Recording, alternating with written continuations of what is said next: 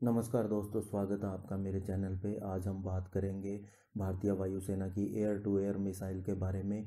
भारत के पास अभी कौन सी मिसाइलें हैं और कौन सी मिसाइलें वो नहीं खरीद सकता है, उसके पास क्या विकल्प हैं। इसके अलावा कौन सी मिसाइल जो कि वह भारत में ही बना रहा है और वो कब कितने समय में वो पूरी हो जाएंगी। इसके अलावा उसकी पुरानी जो मिसाइलें हैं उनको अपग्रेड किया जा सकता है या नहीं, इसी पर हम बात करेंगे। पुराने समय में जब डॉग फाइट होती थी दो एयरक्राफ्ट के बीच में, तो अधिकतर गन्स का इस्तेमाल किया जाता था।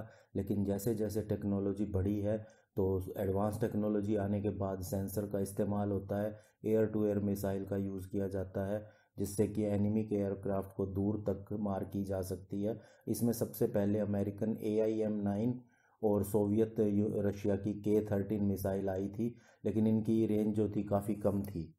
जब से टेक्नोलॉजी एडवांस हुई है, सबसे पहले हीट सीकिंग मिसाइल्स आई, जिनकी की रेंज थोड़ी कम होती है। उसके बाद रडार गाइडेड मिसाइलें आई, जिनका टारगेट लंबा होता है।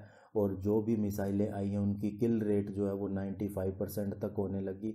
इसके अलावा आजकल जो ज़्यादा प्रचलित है वो है beyond visual range air to air missile, यानी जहाँ तक देखा जा सकता है उससे भी आगे जाके मार करती हैं। और भारतीय वायुसेना में भी इस BVRAM का काफ़ी इस्तेमाल किया है। 1999 में कारगिल युद्ध के दौरान भी जो हमारा MiG-29 था वो इससे लैस था। उसमें मीडियम रेंज की मिसाइल से जो BVRAM कहलाती थी वो लैस थी। और एक घटना ऐसी भी हुई थी जब F-16 को भारतीय MiG-29 के द्वारा लॉक कर लिया गया था, और F-16 के पास बहुत शॉर्ट रेंज की मिसाइल थी, इसलिए वो फायर भी नहीं कर सकता था। इसलिए वह जो फाइटर जेट था भाग गया और MiG-29 को मौका नहीं मिला उसकी टेल पोजीशन होने की वजह से, लेकिन उसके हमले को विफल कर दिया। और उन्हें पता लग गया कि अगर वो बॉर्डर के नज़दीक जाएंगे तो भी उनको हिट किया जा सकता है। और इसी का फ़ायदा भारतीय वायुसेना ने उठाया और उनकी कई एनिमी पोजीशंस को बॉम्ब वगैरह गिराकर ध्वस्त किया गया। वहीं अब जब हम आज की सिचुएशन को देखें तो भारतीय वायुसेना के पास जो मिसाइलें हैं वो आउटडेटेड हैं, पुरानी हो चुकी हैं। अगर हम बात करें हमारे मिग जेट की, चाहे वो MiG-21, 27, 29, इवन Su-30 MKI को देखें, तो उस पर R सीरीज़ की मिसाइलें लगी हैं, जैसे R-60K, R-73, RVVAE, R-27, RE। इस तरह की जो मीडियम रेंज की मिसाइलें हैं या शॉर्ट रेंज की हैं वही लगी हुई हैं। इसके अलावा अगर हम जगुआर या मिराज पे बात करें 2000 पे, तो उस पे R-550, सुपर 530 जो फ्रांस से लाई गई मिसाइलें हैं। या फिर अगर मिराज 2000 पे बाद में हमने जब अपग्रेड किया है, तो माइका IR और माइका RF जो फ्रांस से मंगवाई गई मिसाइलें हैं वो लगी हैं। अगर हम तेजस और जगुआर की बात करें, अभी जो लेटेस्ट है शॉर्ट रेंज इसराइल से मंगाई गई वो है पाइथन 4-5, और डरबी जो वो भी इसराइल से मंगाई गई है जो कि मीडियम रेंज की है। ये हम तेजस पे लगाने जा रहे हैं। तो हमारी जितनी भी मिसाइलें हैं पुरानी वो आउटडेटेड हैं, और कुछ एक हमने अपग्रेड की हैं, वो भी शॉर्ट या मीडियम रेंज की ही हैं। वहीं अगर हम पाकिस्तान और चाइना की बात करें, तो पाकिस्तान ने अपनी इन्वेंट्री में AIM-120C5 मिसाइल को शामिल कर लिया है। उसने यह मिसाइल अमेरिका से मंगवाई है और उसने इस पे 2010 के बाद से ही काम करना शुरू कर दिया था। और अभी उनके जितने भी F-16 है वो इससे लैस है।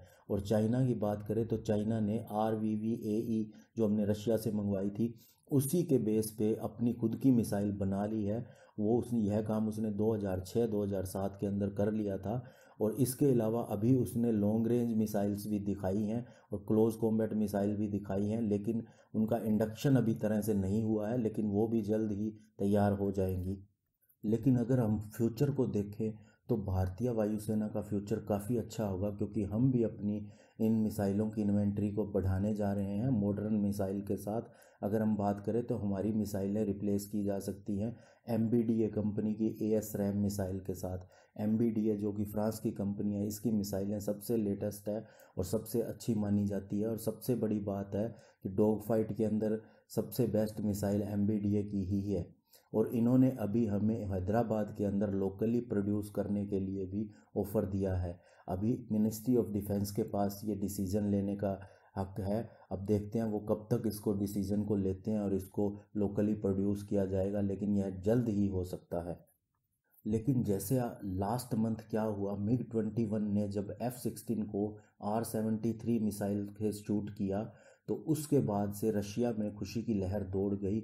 और इस R-73 को जो कंपनी बनाती है वायम्पेल NPO, उसको भी काफ़ी खुशी हो गई, वह भी एनर्जाइज हो गई, क्योंकि उसके पास इस कैटेगरी की एडवांस मिसाइलें हैं, चाहे वो मीडियम रेंज की हो या बियॉन्ड विजुअल रेंज की हो, वह भारत को ऑफर कर सकता है। क्योंकि अभी भारत ने सोचा है कि वह 21 MiG-29 और 18 Su-30 MKI और ख़रीदेगा, तो उसको मिसाइलों की भी ज़रूरत होगी। ऐसे में उनका ऑफ़र भी जायज़ है। इसके अलावा भारत ने जो 114 फाइटर जेट के लिए अपनी टेंडर दिया हुआ है, उसमें MiG-35 और Su-35 भी शामिल है।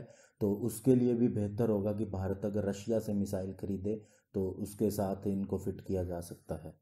और अभी जैसे भारत अस्त्रा मिसाइल बना रहा है, जो कि भारत की खुद की मिसाइल है, इसका स्मॉल प्रोडक्शन भी शुरू हुआ है। तो इस मिसाइल के द्वारा हम रशिया की जितनी भी मिसाइलें हमारे पास है, चाहे वो बियॉन्ड विजुअल रेंज ही क्यों ना हो, उन सभी को रिप्लेस किया जा सकता है। और इनको फ्यूचर में मिराज 2000 और तेजस पे भी लगाया जा सकता है, माइका और डर्बी मिसाइल को रिप्लेस करने के लिए।